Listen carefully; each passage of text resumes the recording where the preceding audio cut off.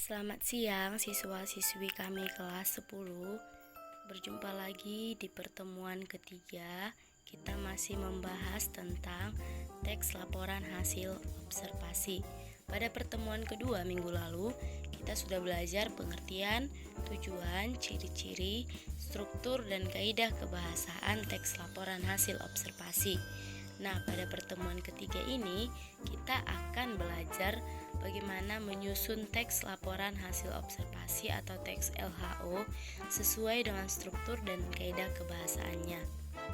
Mengingatkan kembali, adapun struktur teks laporan hasil observasi adalah, ini minggu lalu sudah dijelaskan, definisi umum atau pernyataan umum, yaitu apa objek yang akan kamu observasi, lalu deskripsi bagian, ciri fisiknya, lalu deskripsi manfaat, bagian yang menjelaskan manfaat dari objek yang dilaporkan.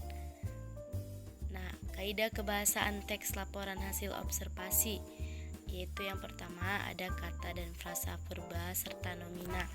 Pada pertemuan kedua minggu lalu, semua ini sudah menjelaskan secara terperinci. Ya. Nah, selanjutnya bagaimana langkah-langkah menulis teks LHO?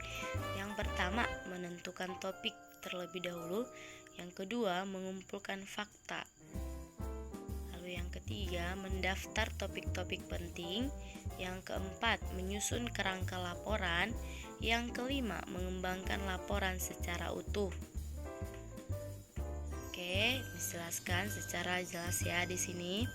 Yang pertama, tentukan objek apa yang akan kamu observasi. Contoh, kamu mau observasi pohon kelapa. Jadi pertama kamu tentukan dulu objeknya. Lalu yang kedua, mulailah mengumpulkan fakta. Ingat, fakta ya, karena ini adalah observasi dengan cara mengamati objek secara langsung. Lalu yang ketiga, daftarkanlah bagian-bagian penting dari objek.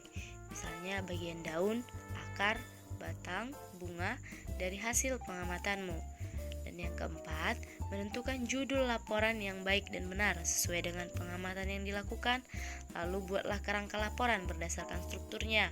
Ada tadi 3, definisi umum, deskripsi bagian, dan deskripsi manfaat. Dan yang terakhir, kembangkanlah kerangka laporan menjadi laporan observasi yang utuh sesuai dengan struktur dan kaidah kebahasaan. Itu dia langkah-langkahnya.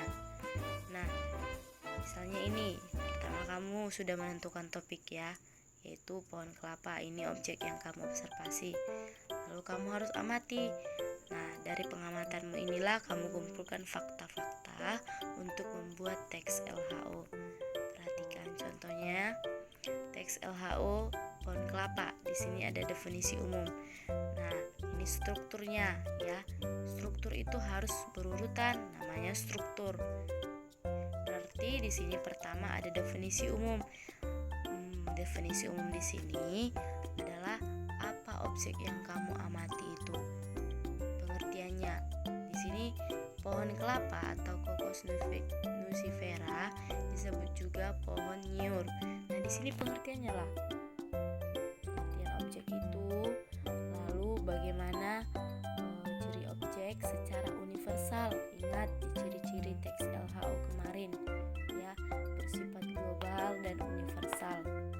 Ciri-ciri dari kelapa pada umumnya. Nah, selanjutnya ada deskripsi bagian. Nah, di sini berisi bagian-bagian dari objek. Misalnya ciri-ciri fisiknya. Di sini paragraf pertama kamu perhatikan ada memiliki batang tunggal. Nah, batang. Lalu yang kedua daun. Paragraf kedua daun. Lalu bunga. Lalu paragraf ketiga buah. Nah, di sini semua adalah bagian-bagian dari objek itu dijelaskan secara terperinci ya, dijelaskan berdasarkan fakta yang kamu amati. Lalu yang terakhir, deskripsi manfaat. Apa sih manfaat dari pohon kelapa? Ya, bisa jadi kamu buat manfaat dari tiap-tiap bagian. Misalnya manfaat dari pohonnya apa, manfaat dari akarnya, dari kayunya, dari daunnya. Nah, seperti itu dia. Nah, ini Ini dia contoh dari teks LHO objek binatang, yaitu lumba-lumba hidung botol. Kalau tadi tumbuhan ya. Nah, kamu bisa perhatikan, kamu bisa baca secara cermat definisi umum berisi informasi umum tentang objek tadi. Ya, lumba-lumba hidung botol. Nah, dia disebutkan nama latinnya merupakan mamalia laut. Seperti itu. Lalu ada deskripsi bagian, bagaimana bentuk kepala, bagaimana bentuk lumba-lumba memiliki moncong berukuran besar. Nah, itu dijelaskan bagian-bagian. Lalu yang terakhir deskripsi manfaat. Nah, bagaimana manfaatnya? Di sini kamu bisa baca kulit lumba-lumba lembut dan kenyal, terdapat lapisan lemak di bawah kulitnya yang berfungsi. Nah, manfaat fungsinya apa? Seperti itu dia. Perlu kalian ketahui, teks LHO bukan hanya mengamati tumbuhan ataupun mengamati hewan, tetapi kamu bisa mengamati fenomena-fenomena yang sedang terjadi di lingkunganmu atau kejadian-kejadian. Contohnya lingkungan hidup. Nah, ini contoh. Definisi umum lingkungan hidup adalah, bagaimana tentang lingkungan hidup itu? Pengertiannya dijelaskan di sini. Lalu deskripsi bagian, lalu deskripsi manfaat. Kamu bisa membacanya secara seksama. Nah, kembali lagi ke teks LHO tadi. Di sini Miss akan menjelaskan kaidah kebahasannya. Nah, perhatikan pohon, yaitu nomina atau kata benda. Lalu merupakan. Nah, setiap ada kata merupakan, adalah, itu merupakan kalimat definisi. Artinya pengertian, pendefinisian. Lalu di sini ada kalimat deskripsi. Kalau dikatakan kalimat deskripsi berarti menggambarkan, ya, memiliki batang tunggal, terkadang bercabang. Lalu ada nomina tadi ya, kata benda. Lalu verba atau kata kerja. Selanjutnya konjungsi, kata penghubung yang menghubungkan antar kalimat dengan kalimat, antar kata dengan kata. Lalu di sini ada afiksasi. Pada pertemuan kedua itu sudah menjelaskan ya apa itu afiksasi, yaitu proses bertambahnya imbuhan. Di sini ada perkembangan ya. Di sini kata dasarnya adalah kembang, lalu mengalami afiksasi. Afiksasi itu ada 4 ya nak. Awalan, akhiran, sisipan, awalan dan akhiran. Di sini dia afiksasinya itu awalan dan akhiran. Di tengah-tengah kata dasar. Jadi per ditambah kembang ditambah an jadi perkembangan.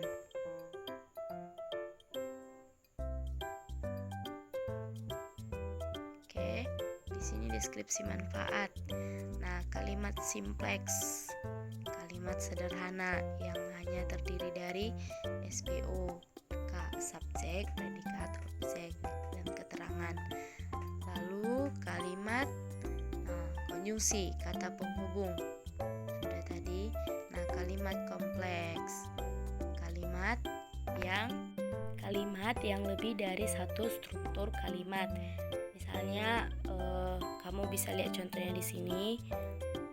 Biasanya kalimat kompleks ini dihubungkan oleh kata penghubung atau konjungsi. Nah, bagaimana mudahkan menulis teks laporan hasil observasi? Untuk mengetahui tingkat pemahaman kalian, silakan kerjakan tugas siswa 1 dari Classroom. Sampai jumpa Rabu depan di pertemuan keempat. Kita akan menganalisis struktur dan kaidah kebahasaan teks laporan hasil observasi. Selalu ingat untuk jaga kebersihan, rajin cuci tangan, pakai masker, menerapkan pola hidup sehat. Sekian dan terima kasih.